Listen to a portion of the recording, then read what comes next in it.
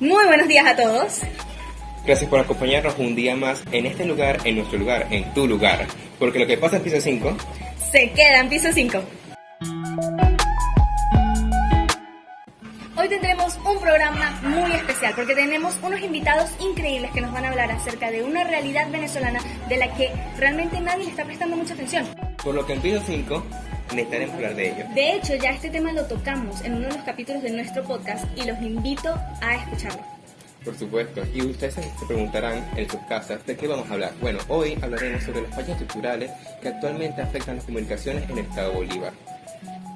Esto es un tema muy interesante, aunque no lo crean, nos afecta a todos en mayor o menor medida. Y por eso yo quedé impactada cuando lo grabamos. Totalmente, y con nuestros invitados el día de hoy podremos indagar un poco más sobre este tema. Así que no alarguemos esto mucho más, vayamos con la primera entrevista desde Guayana con Laura Cli Sánchez. Laura Cli Sánchez, soy periodista, escribo en la región Guayana, Estado Bolívar, para Correo del Caroní. Y también hago colaboraciones para El Impulso, que es un medio nacional, y para ONGs como Provea, el Observatorio Venezolano de Violencia y el Centro de Derechos Humanos de la Universidad Católica Andrés Bello, el Núcleo Guayana. ¿Cuál ha sido tu experiencia en cuanto a informar y a estar informado en Puerto Ordaz, en Ciudad Guayana? Es una región con bastantes desiertos informativos, entonces las restricciones de acceso a Internet y la electricidad, pues, condicionan mucho el acceso a la información en términos de, si hablamos de infraestructura, claro, ¿no? Porque hay otros temas que también afectan el acceso a la información, que es el tema de que somos muy pocos periodistas, que estamos en la zona por la misma censura y autocensura a la que muchos medios o muchos colegas se tienen que adherir para proteger su seguridad y su integridad física, sobre todo si cubre temas relacionados al arco minero del Orinoco o temas incluso más complejos. También pasa que muchos medios de comunicación tuvimos que migrar hacia la web, por el tema de que no tenemos papel por una estrategia gubernamental de control mediático. Entonces la gente tiende a informarse por redes sociales y por, la web. ¿Qué medio de comunicación masivo consideras que es más común, o sea, donde la gente se informa? Yo considero que la gente se está informando más por redes sociales, por lo expedito que resulta ser, ¿no? Y que es más fácil por allí. Y pues las páginas web. Y de hecho, eso ha hecho más difícil la tarea del periodista y quienes verifican datos en un contexto de infodemia, como llamamos nosotros, o de fake news o de desinformación. Y es muy difícil combatirlo precisamente porque la gente se informa más por redes sociales que por la web. Entonces hay que invitarlos a que lean la web o nosotros migrar de nuestros medios de comunicación que están en web para las redes sociales, Instagram, Facebook, Twitter, TikTok. ¿Cómo crees que ha impactado, ya yéndonos como a la población en sí, este cese de la prensa impresa, el cierre de emisoras radiales? Es muy fuerte y ha impactado negativamente. ¿Por qué? Porque mientras menos opciones tengas de plataformas para informarte, va a haber menos gente informada. Parece redundante, pero no. La globalización ha hecho que utilicemos más las redes sociales. No podemos olvidar que hay otra realidad, sobre todo en una Venezuela en emergencia humanitaria compleja, en el que hay gente que no tiene teléfono celular. Hay gente que vive en comunidades rurales remotas. Hay gente que no tiene acceso a Internet, a electricidad y a otros servicios básicos, y esa es la mayoría de la población. Hay encuestas, ahorita no te la puedo citar, porque decían que realmente una minoría de la población tiene acceso a teléfonos celulares, y si bien a teléfonos celulares o a computadoras o a dispositivos móviles digitales que tienen acceso a Internet. Por eso es que, o si tienen teléfonos, no tienen acceso a redes sociales porque son teléfonos básicos. Por eso es que organizaciones como, por ejemplo, Medianálisis o Cotejo Info pasan un mensaje con información, mensajes de texto. ¿Por qué? Porque hay un porcentaje de la población que se está quedando sin información y que mientras más medios para llevar información tengamos, mucho mejor. Como por ejemplo proyectos como el Bus TV, que hacen papelógrafos o que se montan en microbuses porque saben que hay comunidades en donde no llega el acceso, no llega internet, no llega señal, no llega nada. Entendiendo todo ¿cómo describirías el panorama al que se enfrentan los futuros comunicadores sociales? Un reto que hay que asumir con valentía, con compromiso, con responsabilidad y con mucha creatividad. Sobre todo creatividad para entender que como profesionales si nos cierran una puerta, nos tenemos que meter por la ventana. Yo le diría a los próximos comunicadores, primero, que entiendan el contexto en el que se está viviendo en este momento y que entiendan que el periodismo cada vez tiene que ser más creativo para enfrentarse a un panorama difícil como el que estamos viviendo, en el que no tenemos un Estado de Derecho, no tenemos democracia y nosotros como periodistas tenemos que pues abrir espacios para que la gente siga informándose y siga tomando mejores decisiones. Y eso se logra con creatividad y con mucho estudio y con mucha determinación. Pero qué increíble entrevista acabamos de presenciar el día de hoy, ¿verdad? Es llamativo cómo numerosas personas se desinforman al querer buscar información y en verdad terminan cayendo en las fake news. A mí me parece demasiado preocupante. Ok, escuchen. Ya tenemos contacto con la corresponsal Melanie Ruiz, quien está en la Universidad Católica Andrés Bello y nos va a traer una entrevista exclusiva con el rector Arturo Pedraza, quien nos va a dar un punto de vista mucho más jurídico de todo este tema. Muchas gracias por el pase, Cintia. En este momento nos encontramos en la oficina del rector de la Universidad Católica Andrés Bello para realizar una entrevista en relación al tema de estudio de las fallas estructurales que están ocurriendo en el Estado Bolívar y que continuamente han afectado a los medios de comunicación. Arturo Pedraza, rector de la Universidad Católica Andrés Bello. Muchas gracias, rector, por recibirnos en este espacio. Ahora, la primera pregunta sería, usted fue vicerrector de Capoyana y ahora es rector de la sede de Caracas. Entonces, ¿considera usted que las fallas estructurales son menos severas en la capital que en el Estado Bolívar, específicamente Puerto Ordaz? Ya que también queremos conocer desde su perspectiva como profesor, ¿cómo describiría el panorama al que se enfrentan los futuros comunicadores sociales? Bueno, lo primero es que evidentemente sí es distinta la condición de la capital a la condición de la provincia en general, incluyendo, en el caso que tú estás citando, la situación del Estado Bolívar y de Ciudad Guayana en concreto, ¿no? En el sentido de que efectivamente los servicios públicos en general están en peores condiciones como otra cantidad de cosas a la condición que tiene Caracas. Caracas, hemos vuelto a una lógica en el país en donde se privilegia el centro y se ha dejado de lado toda una política que había de desarrollo nacional que siempre existió, que se veía muy importante poder desarrollar el interior. Y entonces tú tienes este punto de, bueno, efectivamente, mientras hay gasolina en Caracas, en estados como el Estado Bolívar, tienes la práctica de que no importa si es gasolina nacional o internacional, subsidiada o internacional o a precio internacional, que no lo es, pero bueno, a $0.5, igual tienes que hacer una cola de largos días, eventualmente están poniéndola en día intermedio ahorita en este momento, pero en cualquier momento que tú lo puedas contar, puedes tener placa cada día intermedio o incluso en peores escenarios al que estoy describiendo, ¿no? Y esto genera, lo segundo que tú te estás planteando, genera un conjunto de dificultades para el desarrollo profesional especial, particularmente para los comunicadores, para todos en general, pero para el comunicador eventualmente genera una gigantesca dificultad para su trabajo. Ponte el problema del internet como elemento fundamental para poder comunicarte y poder expresar tus ideas, lo que significa poder trabajar para hacer un podcast o para levantar un Twitter simplemente, o porque tú quieres mantener informada a la población a través de cualquiera de las redes que quieras utilizar. Bueno, la dificultad de poder levantar información en esas redes por la lentitud del internet o la inviabilidad de tener internet en el interior es parte de los problemas que tiene que enfrentar un comunicador en el interior y que quizás en Caracas no está exactamente en las mismas condiciones de dificultad. Y después el acceso a determinadas áreas termina estando vedado. Por poner un caso que es muy importante, la Troncal 10. La Troncal 10 es la que comunica Ciudad Guayana con Santa Elena de Guairén, que es el punto fronterizo con Brasil. Pero esa Troncal 10 pasa por poblaciones que están sufriendo todos los problemas asociados al arco minero.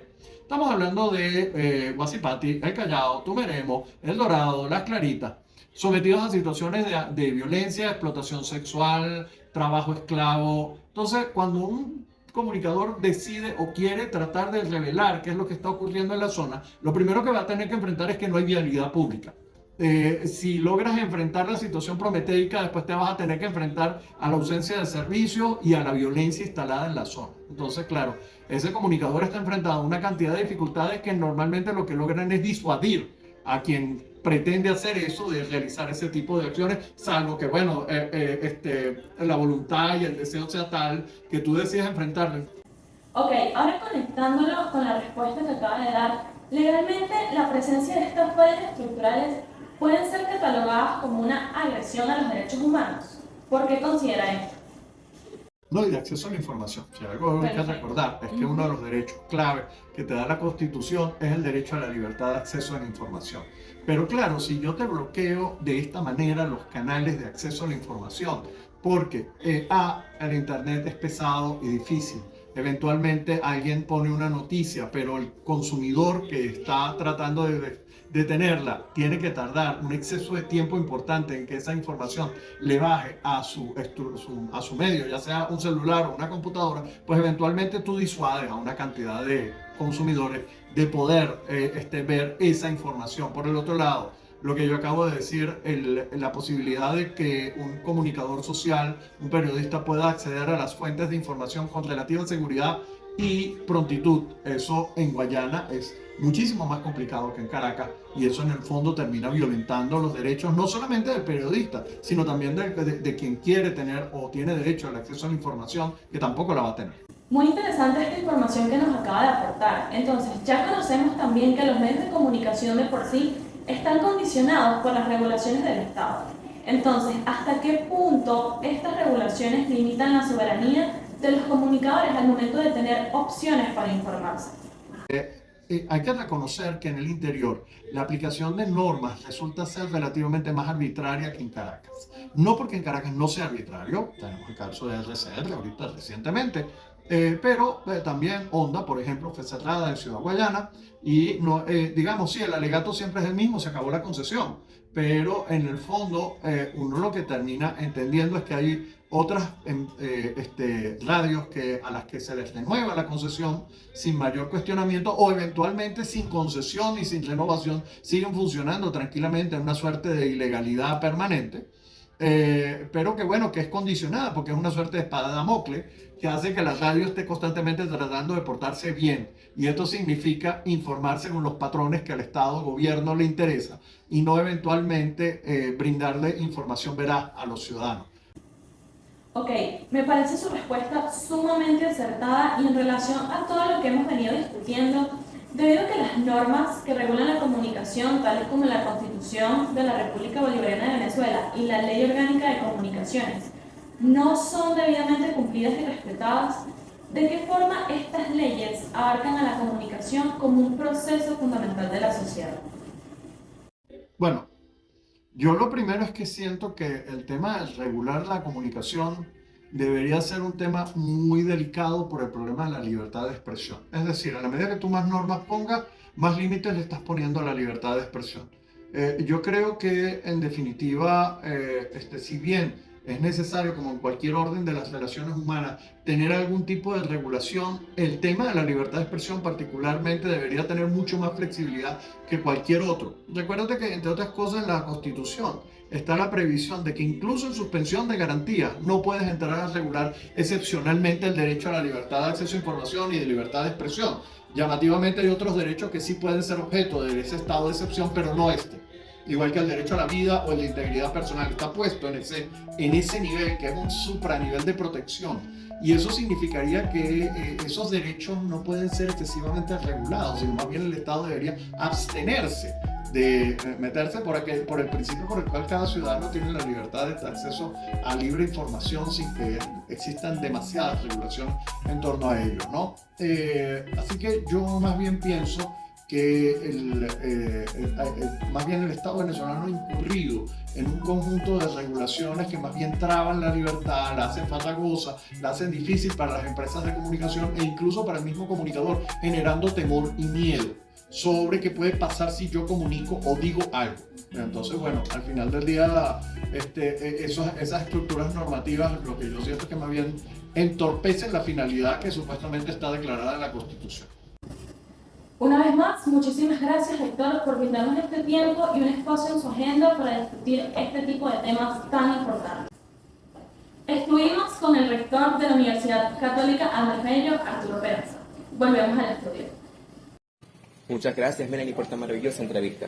Y muchas gracias a usted, rector, porque su información fue demasiado valiosa. Ahora tenemos un punto de vista jurídico para complementar todo este tema. Eso es correcto, pero qué bonito de verdad. Bueno, tú sabes que somos de LOCAB, es nuestra alma mater. Y qué bonito ver que diferentes miembros se integran para así formar un futuro. y tenemos a otro integrante de la Universidad Católica Andrés Bello, pero esta vez de la Extensión Guayana. Vamos con una entrevista del director Óscar Murillo. Bueno, mi nombre es Óscar Murillo, soy profesor de la Cátedra de Sociología de la Comunicación en la UCA Guayana, de la que soy su director desde el año 2018. Anteriormente me desempeñé como jefe de redacción del Correo del Caroní durante 8 años. Entendiendo que ejercer el periodismo en Caracas no es igual que en el interior del país, además hablando específicamente de Puerto Ordaz, ¿cuál ha sido el impacto de estas dificultades, fallas estructurales, a la hora de cumplir con el deber de transmitir la información? Bueno, para el contexto, ¿no? Venezuela, no lo digo yo, lo dijo la Naciones Unidas, desde hace 7 años vive lo que se conoce como una emergencia humanitaria compleja. Es un concepto que está por encima de la crisis humanitaria, pero su afectación en la calidad de vida de las personas y el deterioro de las condiciones del país lo ha llevado a ser calificado en esa situación. ¿Pero por qué digo esto?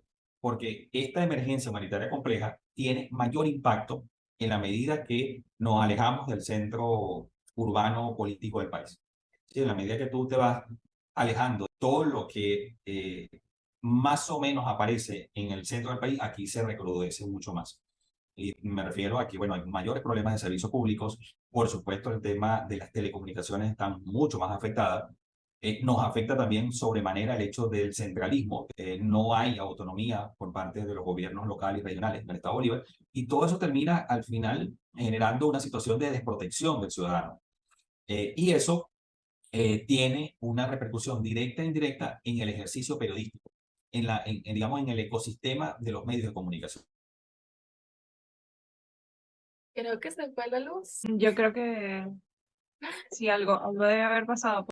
Creo que sí, se fue la luz. Efectivamente, yo sabía. En efecto, hay constantes fallas estructurales en Puerto Ordaz. Y eso ha impactado en todos los órdenes de la vida, la educación, el trabajo, el empleo y por supuesto el tema de la comunicación. Pero con el tema de la comunicación también me gustaría hacer como una referencia importante, que es que en Venezuela, bajo el actual gobierno, se ha desarrollado una política comunicacional. Y por supuesto es una comunicación que tiene bastante sesgo de una comunicación autoritaria, una comunicación que la llamó en algún momento un ex ministro de Comunicación y de Información, el fallecido presidente Hugo Chávez, la hegemonía comunicacional, que no es otra cosa que controlar, ¿verdad?, los mecanismos de difusión y de flujo informativo a través de diferentes mecanismos. En ese contexto, y lo digo porque impactó de forma muy directa a la región de Guayana, vino la oleada de las expropiaciones en el año 2008 y esto nos generó un problema económico importante, pero que tenía también un especial énfasis en los medios de comunicación, porque todas aquellas empresas que regresaban a manos del Estado, las primeras medidas que se tomaban era cortar la publicidad a los medios tales. Y eso se vivió claramente. Sidor fue restatizada, no hay publicidad para el Correo del Caroní, no hay publicidad para tal circuito de radio, Movilnet, cero publicidad. Entonces, claro, allí comenzó un proceso de asfixia económica, es decir, voy asfixiando muy lentamente lo que hasta ese momento era la principal fuente de, digamos, de sustentabilidad de los medios de comunicación tradicionales en Venezuela.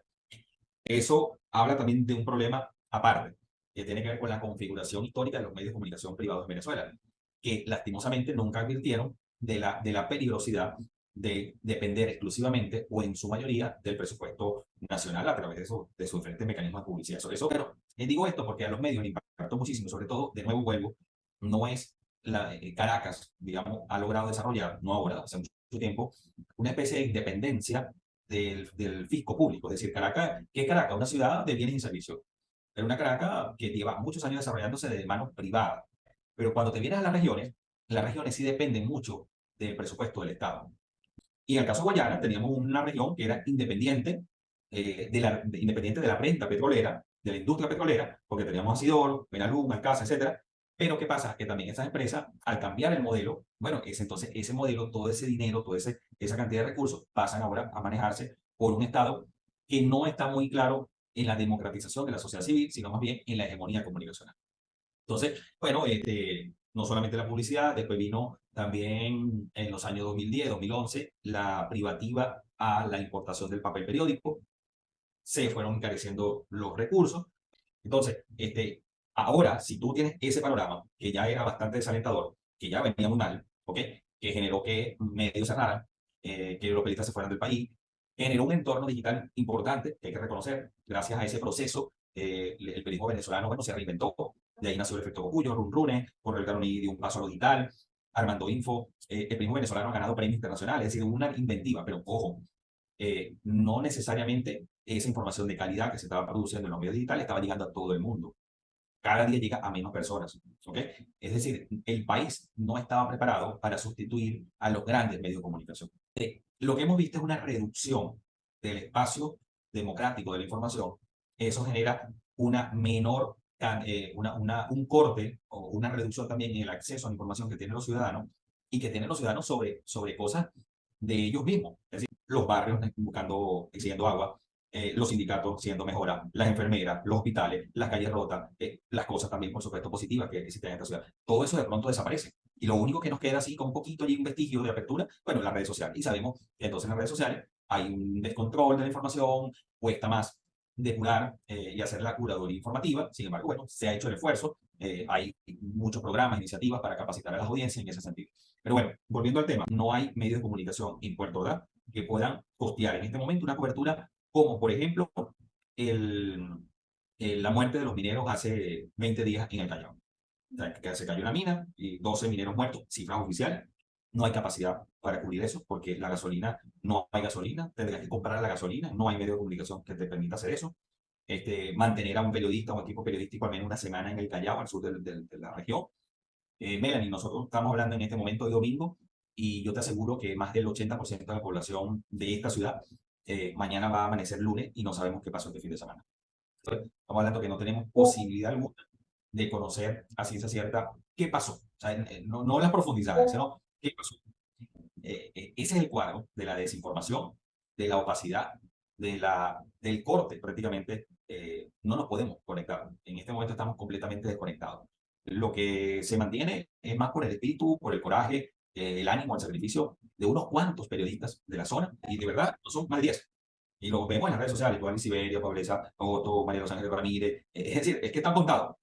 Vemos, pues, por supuesto, con buenos ojos el tema de la incorporación de empresas que prestan servicios de Internet, privados, que han entrado un poco en el negocio. Supongo que para el gobierno venezolano lo que le interesa es que, bueno, eso genera impuestos y hasta ahora no han puesto mucho filtro, pero hay una realidad también social. ¿Quiénes pueden pagar $30, por ejemplo, en una comunidad que, vamos a estar claros, cuesta mucho incluso cubrir la canasta básica, ¿no? Entonces, los que están comprando esos servicios de Internet que mejoran la velocidad, mejoran en banda ancha, quizás somos tú y yo. Es decir, que estamos en un mundo académico, universitario, y que decimos, bueno, yo quito de mi presupuesto aquí para poner un poquito de Internet porque además es mi herramienta. Pues, o sea, y es así.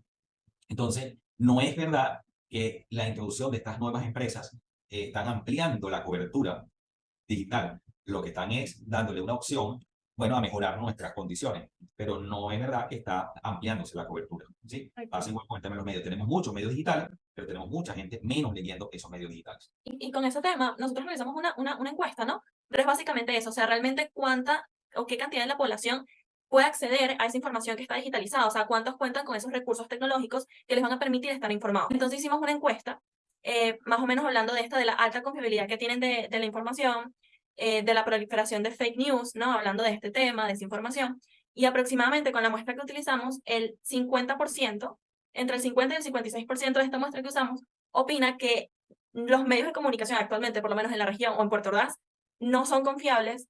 Hay una decadencia totalmente en los medios, hay una proliferación de noticias falsas y la desinformación está cada vez peor. Entonces, ¿qué piensa que, no sé, digamos, podemos ver esto aquí en base a los datos que les estoy dando, donde hay una población que está consciente de lo que ocurre y otra que realmente no, porque no tiene las capacidades, pues realmente no tiene los recursos tecnológicos, no tiene internet, se le va muchísimo la luz, no van, puede ser, no hay una educación, digamos, para ellos, porque están pendientes de otras cosas, y el país lo ha hecho así, o la gestión del gobierno lo ha hecho así. Claro. Mira, Melanie, ¿sabes que eso me lleva a mí hace unos 10 años, hablando de políticas públicas, porque al final, de trasfondo, estamos hablando de políticas públicas comunicacionales. Completamente.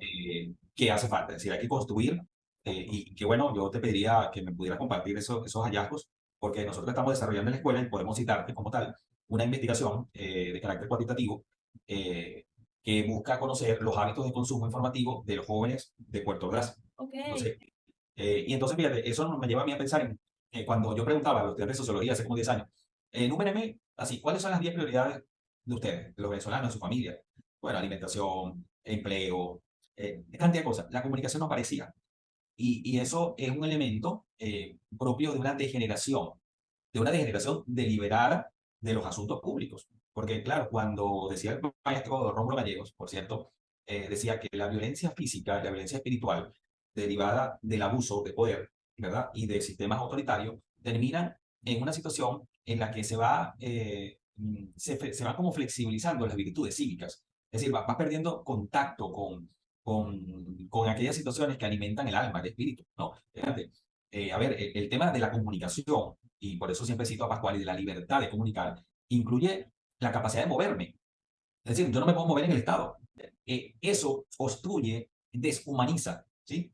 O sea, es decir, esto no es un tema tecnológico, es que deshumaniza, obstruye el talento, el desarrollo de la personalidad. Entonces, se ha interrumpido la conexión física y la información. Entonces, eso que tú dices nos lleva a, por un lado, en este momento poner algunos pañitos de agua caliente. Por ejemplo, las universidades, las escuelas de comunicación, tenemos que hacer un esfuerzo en acompañar a las comunidades en lo que se denomina alfabetización digital, donde se le enseña a las comunidades cómo dirimir, cómo contrastar, cómo navegar en el mundo digital, porque es lo único que tenemos en este momento. Qué cosas consumir, darle algunas referencias, más o menos identificar manipulaciones, engaños, desinformación. Yo creo que por ahí hay que dar importancia a la comunicación, que no es un tema de periodistas, no es un tema de dueños de medios de comunicación, sino es el impacto que tiene eso en tu vida, cómo tú tomas decisiones sin información, cómo tú andas en la vida sin información. Porque la persona, el ser humano, necesitamos eso, ¿sabes? Lo requerimos para nuestra toma de decisiones diarias, para la interacción social, para reconocernos, para ver qué está haciendo el otro. Eso es muy importante. Entonces, eso como medida, digamos, que son urgentes. Ahora, insisto mucho en esto, nosotros tenemos que ir dibujando el mapa de políticas públicas comunicacionales de este país. O sea, nosotros vamos a superar eso. Yo estoy convencido que vamos a superar este trance, ¿sí? Por supuesto, esto pasa por una reinstitucionalización democrática del país, ¿sí? Por la restitución del orden. Estamos claros que eso es así. Aquí, yo siempre se lo digo a los empresarios, esto no es de medida, ¿no? Aquí lo que hace falta es una reestructuración, una recuperación de la vida democrática para que todo comience a funcionar de acuerdo a la lógica, el pensamiento, a la inteligencia de los ciudadanos. Hay que pensar en una televisión pública. O sea, nunca se pensó en una televisión pública. Dejamos morir a BTV, pero yo quisiera tener una Deutsche Welle en Venezuela.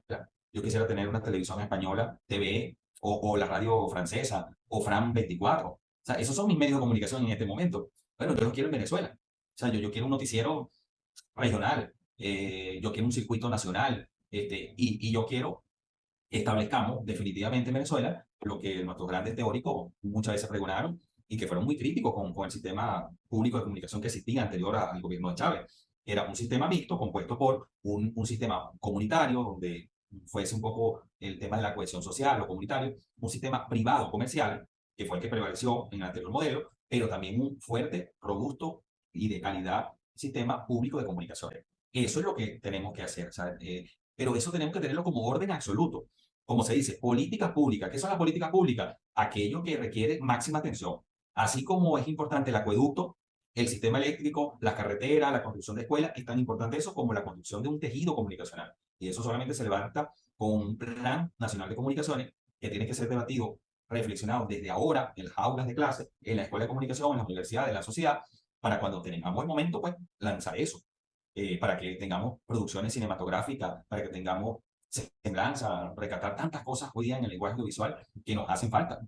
Hay que reescribir la memoria de este país, hay que lanzar mucha semblanza, ensayo fotográfico, liberar fondos públicos para que los cineastas y los productores audiovisuales puedan decir, mira, este es mi proyecto, quiero que me lo financie. Bueno, aquí está, hay un mecanismo imparcial para la repartición de esos recursos. Una CONATEL donde sea una CONATEL no del Ejecutivo, sino una CONATEL de la sociedad toda, teniendo las comunicaciones como esa brasa, ¿verdad?, que mantiene la sociedad hoy moderna. O sea, todo pasa por la comunicación. El tamiz de la comunicación es lo que explica el mundo actual, y eso no va a cambiar de aquí a los próximos 100 años.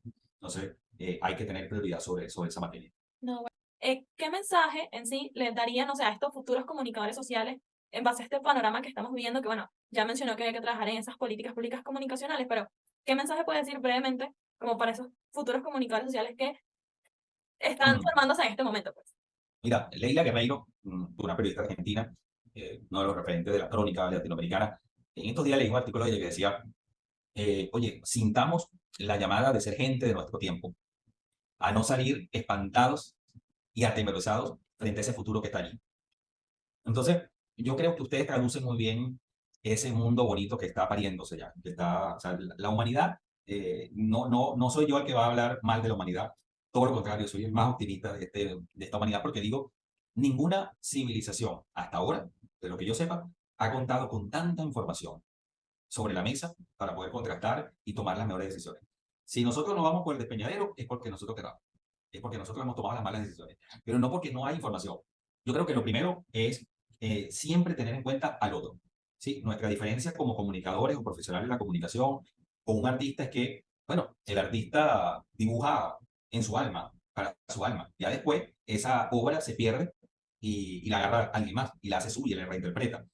En las comunicaciones no. En las comunicaciones estamos siempre, como decía Albert Camus, la libertad en sí misma no es nada si no sirve para mejorar. Entonces, la libertad está para buscar la mejor versión de nosotros mismos, pero también sin descuidar que nuestra dimensión está atada al otro.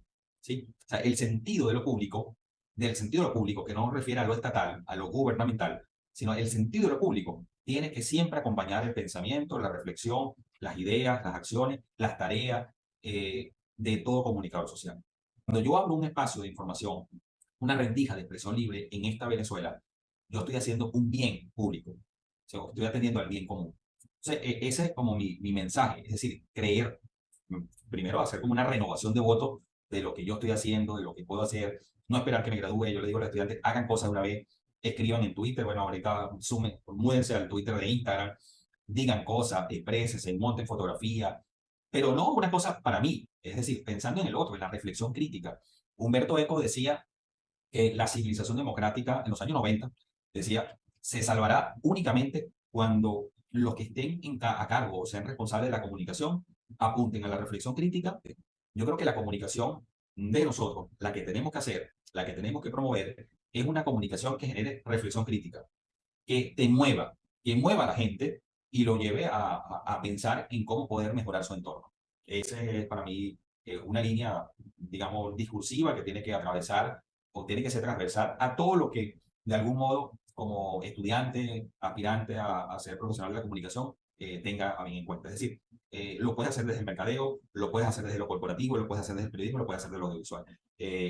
Yo creo que es una llamada a ser creadores y a generar reflexión crítica. Yo creo mucho en eso, en la comunicación, en sus diferentes formatos, como una herramienta poderosísima para generar reflexión y que esa reflexión nos lleve a cambios de comportamiento, cambios de transformaciones sociales que al final terminen en lo que dijimos ahora en estos 24 años de la escuela. La libertad de comunicar es la base del progreso humano y del bienestar social. Y estas fueron las palabras del director de la Escuela de Comunicación Social en la sede de Guayana, Oscar Murillo. Qué increíble manera de cerrar este programa de hoy, ¿verdad? Demasiado.